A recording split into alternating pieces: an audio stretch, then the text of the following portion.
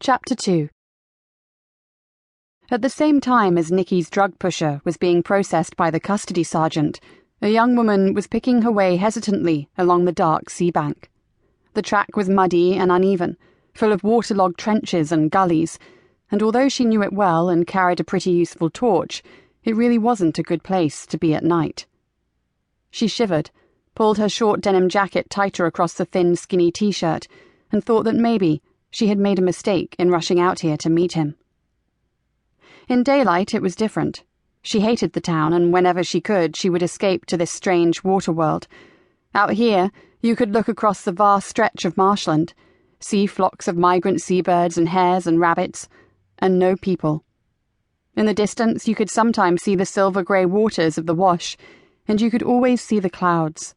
Wonderful skyscapes full of magical, billowy, fluffy, wind-blown clouds. She believed it to be almost mystical, with its ever-changing light and the elusive mists that would creep across the fens like wraiths. Tonight, however, it did not seem mystical. The girl shivered and wondered how somewhere that she loved so much could suddenly feel so threatening. She paused and looked along the long, straight track that was the sea bank. The black outline of the old pumping station looked stark and menacing against the paler indigo night sky. She should be able to see him by now. He always used a powerful lantern with a red shield to set up the Newtonian reflector telescope on its mount and get it aligned on the heavens.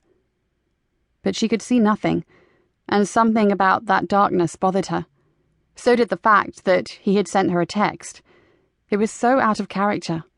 He liked to talk, not send electronic messages.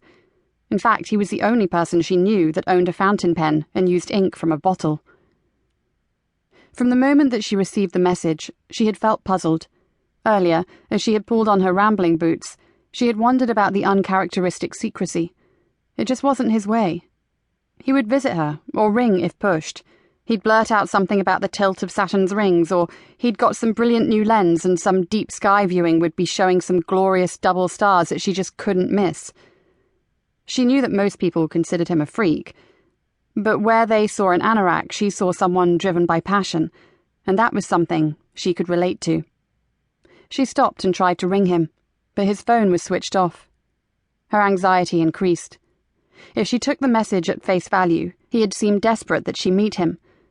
But where was he? And where was his dog? It almost always followed him out to the marsh. Something was wrong. She shivered, and then a scary thought crossed her mind. There were no stars tonight. Fear flooded through her. Oh God, she had been a fool, and now she needed to get off the marsh.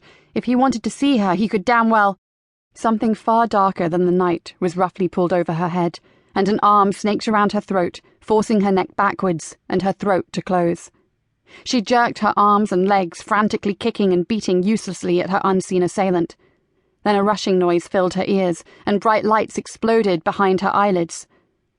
Abruptly, the roaring sound became everything, and she felt her legs stop their dancing, and her arms fell uselessly to her sides. Her fight for air became almost impossible, and she slipped from the iron grasp to fall silently into darkness.